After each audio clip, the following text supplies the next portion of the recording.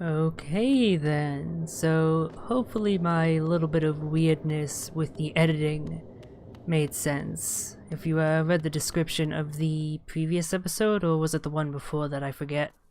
It should have, where I sliced in my taking down Monomon earlier in the timeline, and included my exploration of the Queen's Gardens after that, just because I figured that would make a little bit more sense. So I'm gonna get to doing just a lot of side stuff. The first thing I want to do is head over to the left as high as I possibly can, because I was getting ready to go to some other areas and start the episode there, when I heard a little grub crying over on the left side, and I figured, oh, it's probably further up, and what do you know? Thank you, audio cues. So I'm close enough to a stag station, the Queen Station, that I might as well just travel there on foot and keep this stuff in while I explain what I want to do. So it's pretty clear that I'm near the end of the game. I assume because, for all I know, there could be a Symphony of the Night inverted castle situation going on with the Temple of the Black Egg when I enter that.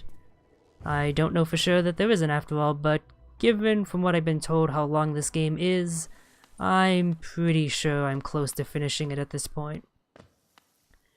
So aside from the Temple of the Black Egg, I have the Stag Station, which I want to visit, and oh, this NPC as well. I haven't talked to them in ages. I might as well do that here. This place must have once been quite the hub, built at the border between two lands. Oh wait, she said this before. Does anything happen if I see her thoughts? Thinking about eating me, like a lot of other insects. Okay. I guess she's just here for flavor? She doesn't seem to have a grander purpose, but yeah, there's the Stag Station. And then, in addition to that, there's some major stuff I want to do that I've left undone. Obviously, there's the 100% collection I need to do, but that's not what I'm talking about necessarily. I mean stuff like the Colosseum, the Tower of Love that I now have the ability to enter, the V-fight with the Soul Master, which I'm pretty sure is a thing, as well as where to use that exquisite key.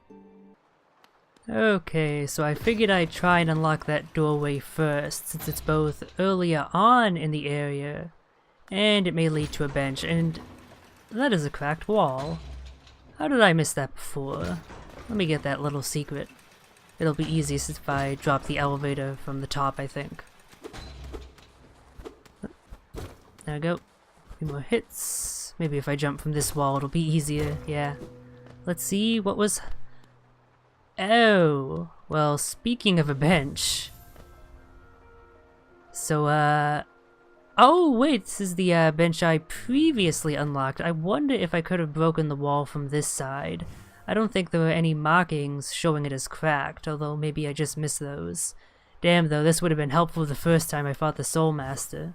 A little bit quicker of a run, but yep, here's where I can use that elegant key. Let's see what's behind door number 1. Oh god, okay. Fighting time, I was not expecting that. Okay, the frame rate is dying in a major way here, which is not helping me. I guess it's because of all the shit on in the background. Because there's not too much action happening here. I mean, I fought this guy before, but now I have more movement upgrades, so it shouldn't be too bad. And again, I am dealing with those frame drops, which, I'm actually dealing with a little bit better now that I know they exist. They just kind of caught me off guard. It's that homing projectile attack of his that's the most dangerous. Most everything else is pretty easily avoided. Although I'll probably have to end up fighting something more difficult after him. I can't imagine it's just going to be one round and then I'm done. So hopefully I have the time to heal. Should probably make use of my magic blast a bit more as well. Get some damage from afar. Yep. Oh no, apparently that is it. I guess because you're meant to do this like way earlier. I acquired the elegant key so long ago, but just never realized where to use it.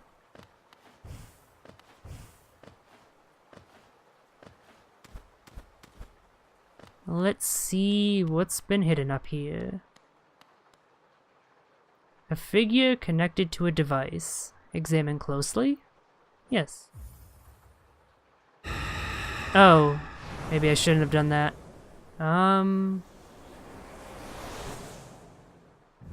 New power? Consume the Shade Soul. Tap B to unleash a more powerful spirit. Oh, it's an upgrade to the Fireball. It consumes the same amount of soul, but with increased power. That's awesome. Okay.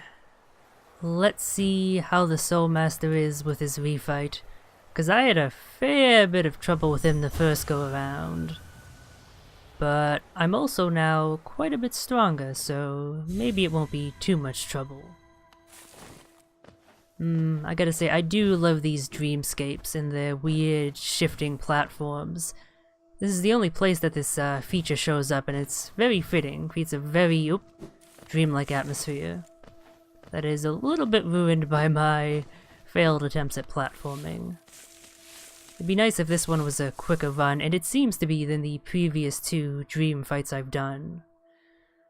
So let's see how this goes. I've totally forgotten his patterns. Soul Tyrant, that is a name. Oh yeah, that is a powerful looking fireball, and right, he causes shockwaves when he does that downward attack. Yeah, you can tell that I am not used to fighting him at all. It's been so long. Alright, Homing Blast, that's easy enough to avoid. Increased version of the Leaf Shield. Bell the Shell should help with that. If I go close, the homing shots are kind of pointless. Gotta jump at the right time to avoid those shockwaves. I'm not getting many hits in here. He moves incredibly quickly, holy shit. I have no chance to attack him. Except when he does that.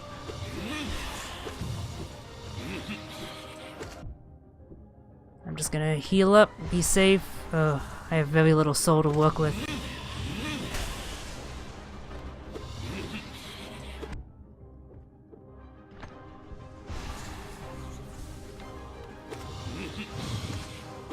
Yeah, if it wasn't for that attack, I would not be doing any damage at all to him. This is really my only chance to get off a few hits.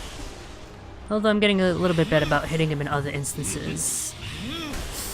Oh, he managed to trick me with the teleport feint.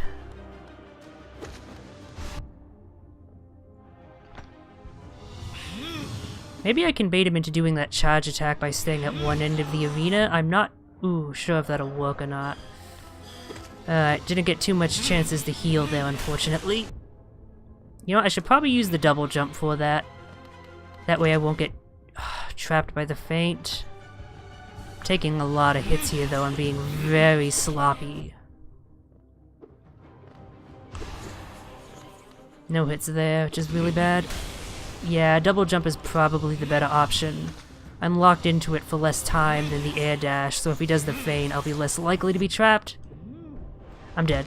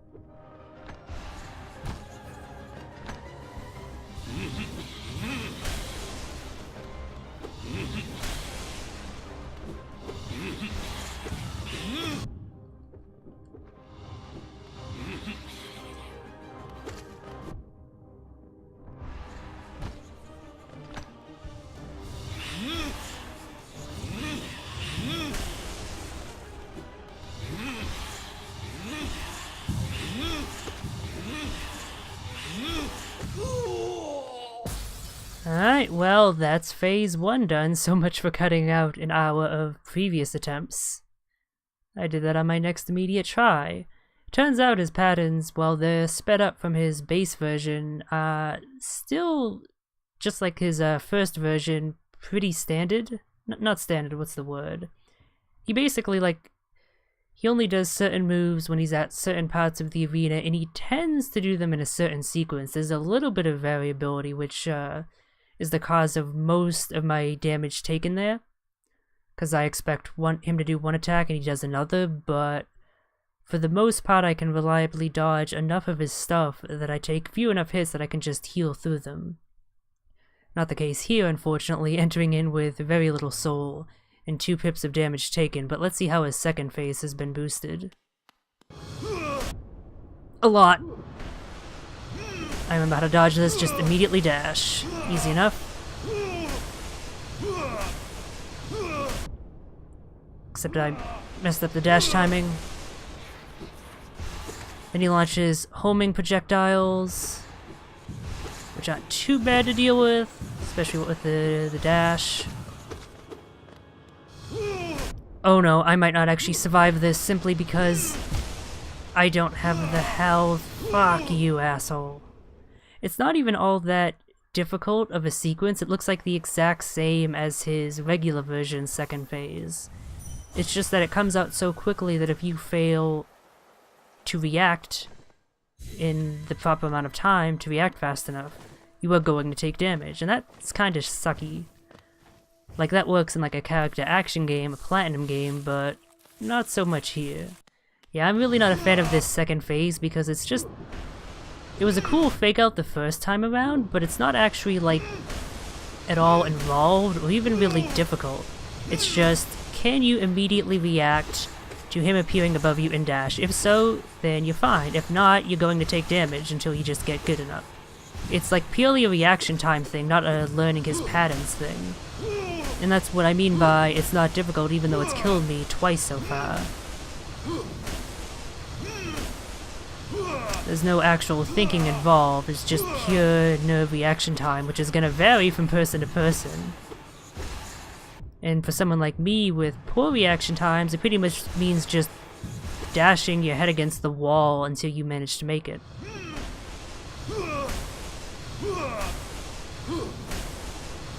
I suppose something like maybe the Dash Master Charm, which lets you dash more times in a row, might help.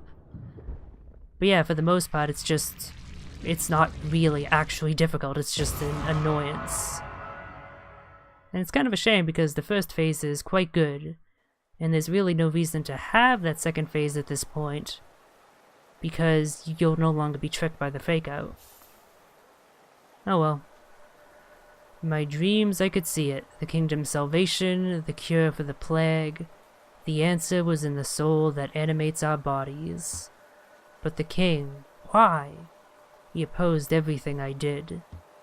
His jealousy, his madness, by standing against me he robbed me of my immortality. Now the king and his kingdom are dead, but I will live forever. Alright, bunch more essence. I should probably return to the seer before I forget. The dream nail glows brightly. It holds over 1,000 essence. Looking into it, I can see so many memories peering back to me. So many asking to be remembered. None of us can live forever, and so we ask those who survive to remember us. Hold something in your mind and it lives on with you. But forget it, and you seal it away forever. That is the only death that matters. Huh, so they say. Enough of that, though. Take this relic and come back to me with 1,300 essence. Go! Ooh, an arcane egg. Is that the final tier of materials you can offer to that shopkeep? It is. Mysterious stone egg from before the birth of Hollownest. This item now holds little value except for those dedicated to history. Yes, I thought so. More than 1,300 essence. The dream nail is close, so close to fully awakening. continue on your path, Wielder. I know not what guides you, nor what it is that drives you forward. Once you have collected 1500 essence, though, I will be waiting here. Take this gift. May it grant you strength and help you collect the essence of this world. Ooh. Hey, another mask fragment. And guess what? I happen to have 1500 essence. Yes, the time has come. The Dream Nail, and you as well, Wielder. It is time for you both to awaken. The essence you have collected, the hope that still remains in this old kingdom, pure potential. Let it course through you and into the Dream Nail. Hold it aloft, Wielder. Awaken.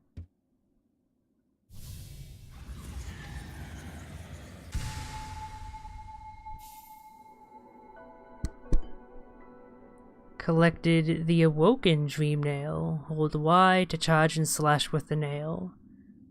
The Dream Nail is upgraded. It can break into even the most protected mind. I wonder, this sounds like something that I need to have. Does that mean doing those refights is something you have to do and is not optional? Because I was under the impression that they were optional refights, but maybe not.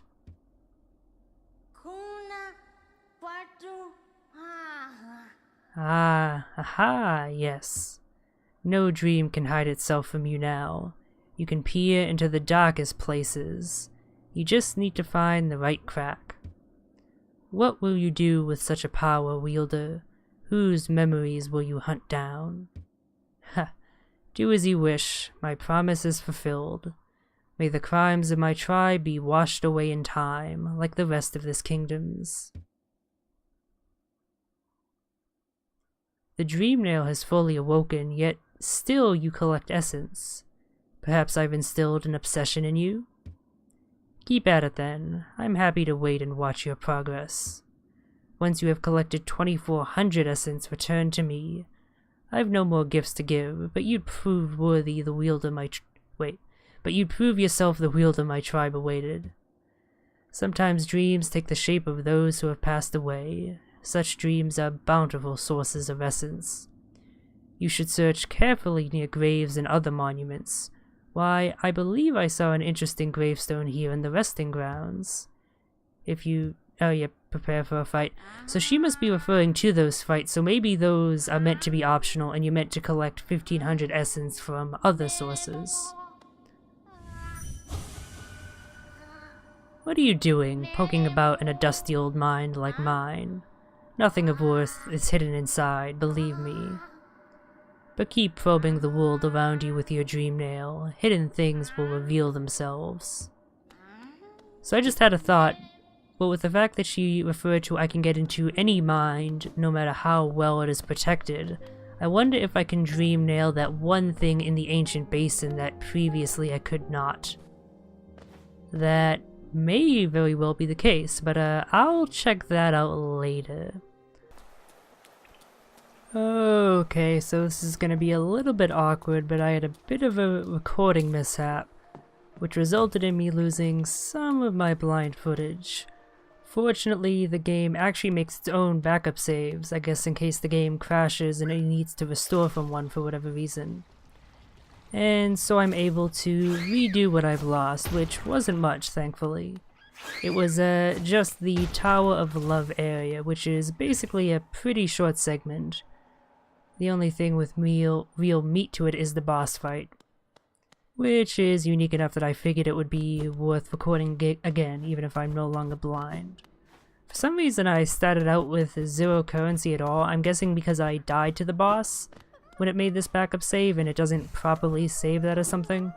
It's not a big deal. I have my proper save from when I beat it and I have all my geo and stuff on it. And I'll restore to that after doing this. But yeah, this was a boss fight I found quite entertaining.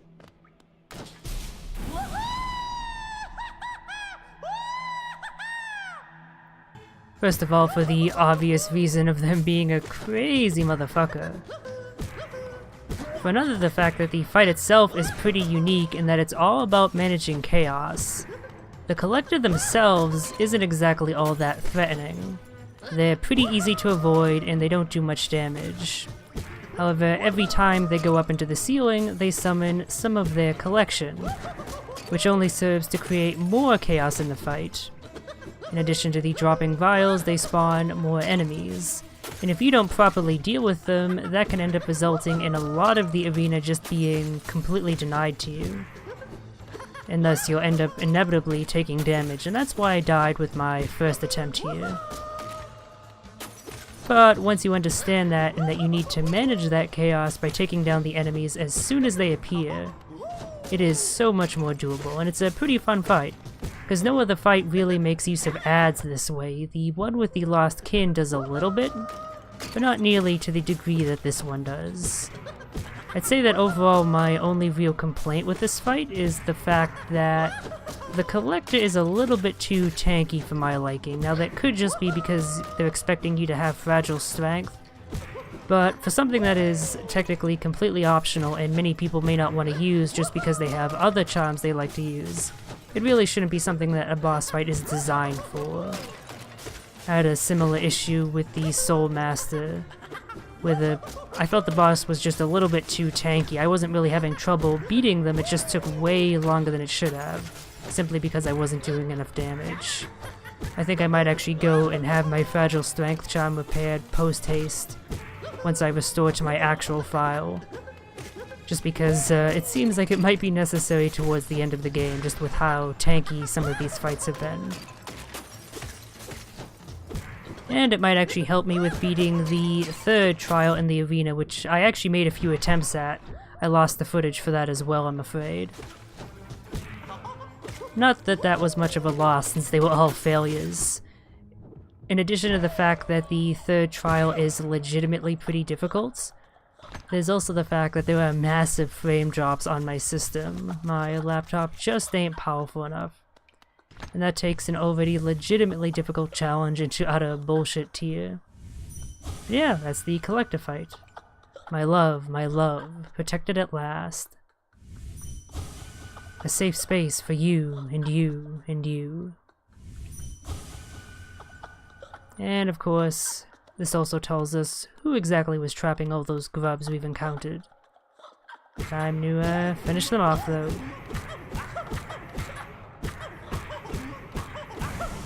Interesting that in form, the Collector is pretty much what our soul is. Maybe it has some relationship to us. No clue. But then, for beating the Collector, you pick up probably one of the best items in the game. At least if you're going for 100% completion.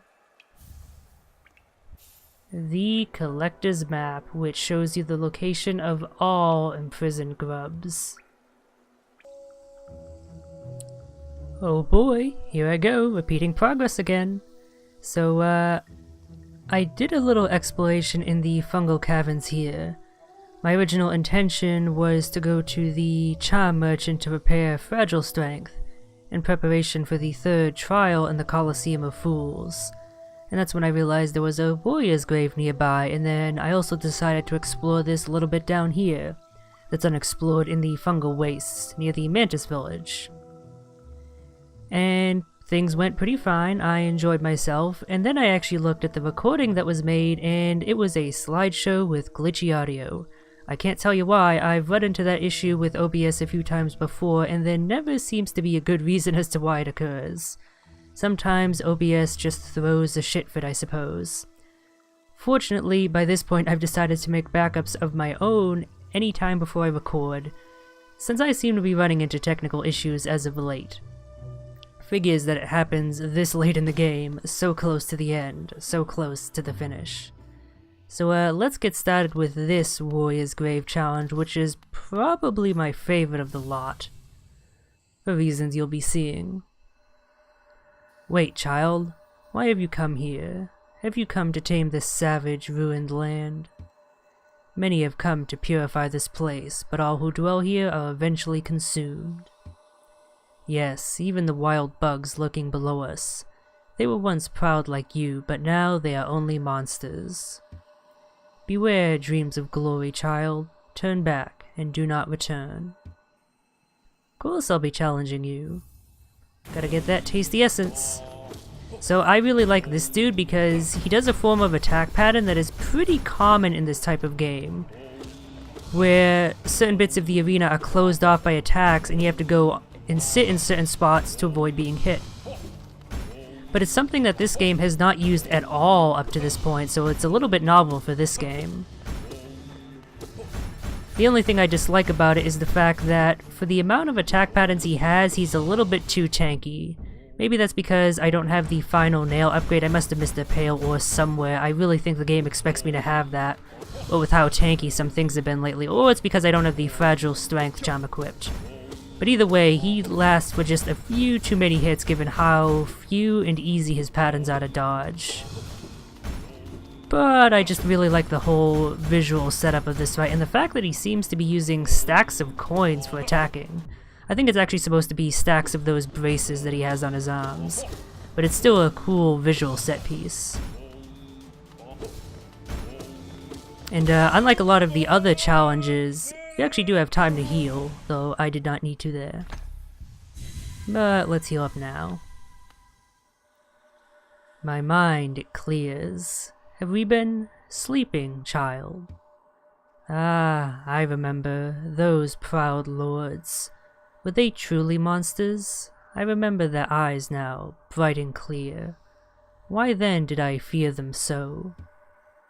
If there was madness in that village, it was I who brought it. They were right to cast me out. When I attacked, they were right to. They were right to kill. To kill. Me? Ah. Another brave soul at eternal rest at last. And I got a handy 100 essence. We remember the elder. Nice that they erected a grave and effigy for him. Yeah, that's one thing down. So, what's next? Right, let me go up a little bit here before I make any sort of cut. I want to talk about this one thing that's up here that just really annoys me. It's not the fact that you can dodge into explosions, although that does aggravate me a little bit. I keep forgetting that that's a thing you can do. This is what bothers me. So this is a gate between the City of Tears and the Fungal Caverns. Now, it's all like chained and shut and completely immobile. Clearly, this was once a gateway used to enter this area, but it has been since long sealed off, presumably to prevent the fungal infection of this place from spreading. The thing is, you as the player have no ability to open it. I can understand making it completely closed off from this side. That's even the intention. That's the intention both like lore-wise and gameplay-wise. You can't just make your way into the City of Souls so easily. You have to come by one of the other routes. But I feel like they really should have given you the ability to open it from the other side, because then you'd have a very handy shortcut right over to the Fragile Charm Merchant. But as it is, as far as I can tell, they never actually give you the ability to open up this gate. At the very least, it's not on either side of it. Although, now that I look at the map, I realize there's an area a little bit to the north of where I currently am that I've never actually explored. And given where in the map that seems to lead to, that might actually house the switch that I've been searching for. Now at this point, I don't see the shortcut being super helpful since I'm so near the end of the game, but I might as well unlock it if that is indeed a thing. And I do need to explore everywhere eventually anyway, for the sake of 100% completion. This should lead to the merchant, shouldn't it? Yes, indeedy. Let's just get that repaired post-haste. Bingo. Thanks, friendo. So yeah, on the map I'm referring to that little indent like... Oh wait, it's not there anymore. It's only on the larger portion. Yeah, it's actually in the Forgotten Crossroads. But I'm wondering if that doesn't actually lead into another area of the Fungal Caverns that might end up leading to a switch to open up that gate. If so, that actually makes me wonder, how long ago could I have accessed this theoretical switch? Because one of the most annoying things about the fragile charms for me has been the relative annoyance of actually making my way back to the merchant, because I've had no truly handy shortcuts. And if I could have had this one this entire time, then I'll be a little bit peeved. Mostly at myself, though. So this should be that little indent I've been noticing on the map. I can't actually confirm that because I don't have the compass equipped, but it matches up. So let's... downward path. Let me just make sure there's no hidden things off to the right. So I could have done this as soon as I got the ground pound. Although I wouldn't have been able to. Oop, please tell me I can get up. I want to explore that pathway. No? Really? What if I, can I jump off the wall at any point? Because there's a pathway up there I want to explore. There's surely goodies in it. A failed gome wedged into the rock. Oh, and it gave me a bestiary entry. That's pretty neat. Oh, did I say failed? I meant fossilized. Oh, okay, this is just a pathway back. Does that mean this is just a little side area and it doesn't actually lead to any sort of switch? I was hoping it would lead, like, deeper into the fungal wastes, but... I guess that's actually not the case, so... It seems my gripe is legitimate then. The true— oh, wait, is that a cracked wall? No, it just kind of looked like it was. There truly is no way to open that one gate there. And that just makes traversal so much more annoying. So yeah, it's just a little problem I have. So now, to actually finish going through areas that I've been through before, that little spot right down there that I never explored that I needed the double jump to get to, right close to the Mantis village. I'll be doing that, and that should be enough for now then. I was so excited to get to the end game and come so close to finishing the game, because at this point, I only have whatever lies beyond the Temple of the Black Egg, which is presumably the final area. I can't imagine there's much more content, as I think I've said before. And aside from that, there's just 100% completion, which I feel like I'm already fairly close to. Like, I probably have like 70 to 80% of most of the shit.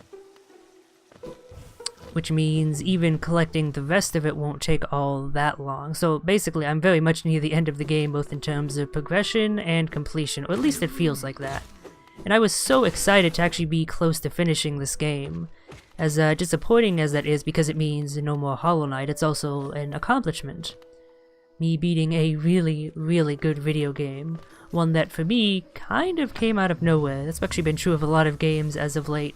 Like Prey and Dead Cells, excellent games that I just heard nothing about until like a few days before or even after their release. In this game's case, it's a few months after its release. But yeah, it's so exciting, and yet my excitement has been pretty considerably dampened by all these technical difficulties I'm encountering here at the very end of my playthrough. I was actually hoping to finish this game before the Surge comes out, because I'm actually somewhat interested in doing a blind playthrough of that. If you're not familiar, the Surge is a Dark Souls-like game from Deck 13 Interactive. Oh, right, there's this dude. Yeah, so this guy just kind of completely bemused me. You hit him and, oh, sorry, buddy. At the time, I was just kind of completely nonplussed by this, especially what with his dialogue is. It's nice that you were able to help your friend. So you're not hungry anymore? Yes, that was quite the appetite. I was impressed. Still, we all move on sooner or later. To greater things, perhaps. So much can be achieved in such a short time. Oh, excuse me. Yeah, I just don't know what to make of that, although kind of vaguely reminds me of the Mushroom Dance dude from Undertale. But yeah, as I was saying, God, I forgot the name of the game. The Surge is a Dark Souls-like game from Deck 13 Interactive, whose name you may recognize as the developers of Lords of the Fallen. Another much more, what's the word? copycatish. There's another word I'm looking for, but I can't think of it at the moment. Another clone of Dark Souls, one that is a lot more derivative, that's the word I'm looking for. Iterative was coming to my mind, but that was the opposite word I was looking for. Derivative is what I want, and I'm currently a little bit lost. I think I need to head to the right. Yeah, Lords of the Fallen wasn't exactly all that good. In fact, I thought it was quite mediocre / even a little bit bad, because it tries so hard to be like Dark Souls, to be exactly like Dark Souls in a lot of ways, and just so completely fails at it. Whereas The Surge, while it's still clearly in the same sort of action RPG subgenre that the Dark Souls games have made, you know, heavy emphasis on stamina in combat, a unified XP / money currency, things like that. It feels like very much its own property, like its own take on that subgenre, rather than being just a direct clone of Dark Souls. And that actually has me very interested in the game. I'm definitely going to order it, as much of a mistake as that may be given how disappointing Lords of the Fallen was, but I'm still not sure if I'll want to do a blind playthrough of it. You'll find out soon enough. The game comes out on Tuesday, so you'll learn my decision by the end of that day, whether I release a video on it or not. And yeah, so here's the new area that I could have reached, I was gonna say a long time ago, but that's only if I had actually managed to discover the double jump as early as possible. But yeah, it's an area you can theoretically access like way earlier, but I haven't found until just now, which is why it's quite easy. I think the enemies are balanced for you coming here way earlier. There's 2 paths downwards here if I recall correctly. And it's basically like just like a pick your poison. Fight one big mushroom boy or a bunch of smaller mushroom boys and some other annoying sort of platforming bits, but with these explosive fungal things. I actually think the mini boss is a lot easier than platforming around these bouncy mushrooms and the explosives. But it's cool that they let you pick which way you want to choose. Though this way is also better because you can pick up that putrid egg on the way. Or rancid egg? One of the two. It's pretty similar words. I'm not sure why that egg sac that held the egg was pre-popped. I'm not sure if I've come across that before, but most of them are intact, and I don't know why that one specifically was popped. If that's just something like maybe an enemy can do it? Or is it just with that one specifically it's meant to be telling of something, or it's just like a random detail and it doesn't actually mean anything? Pity those bugs, minds locked, thoughts trapped in solitude. Faint shadow of an idea are the words that attempt its utterance. Sure, whatever that means. So many cryptic lore things in this game that I only have a vague understanding of.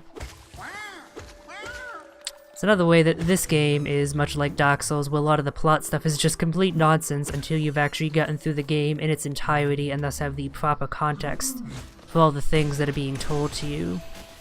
Oh yeah, Dark Fireball? Very goddamn powerful.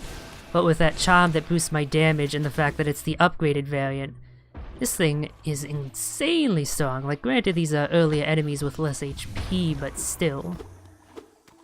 Magic in this game is pretty goddamn good, which is why I've been making more and more use of it as of late. I kind of completely ignored it during the middle stretch of the game. And that's probably why I had as much trouble as I did with certain segments. I think I've mentioned that before. But I'm sure you're familiar with my pattern of repeating myself a lot. There's only so much you can say about a game like this, you know? It's impressive though that it took me until now, like 30 hours in, to actually be at a serious loss for words. There's a lot to talk about in this game. Oh yeah, there's also this thing which, Pale worm, what good to foresee a demise unavoidable? Yeah, I don't really know what to make about this either. Like, can I interact with it in some fashion? I guess maybe it's the source of all the fungus, maybe? Oh yeah, I completely didn't even go over the fact that this area does have its own separate name, Fungal Core. which had me hoping there was a boss fight here, but unless I just missed it, there's not.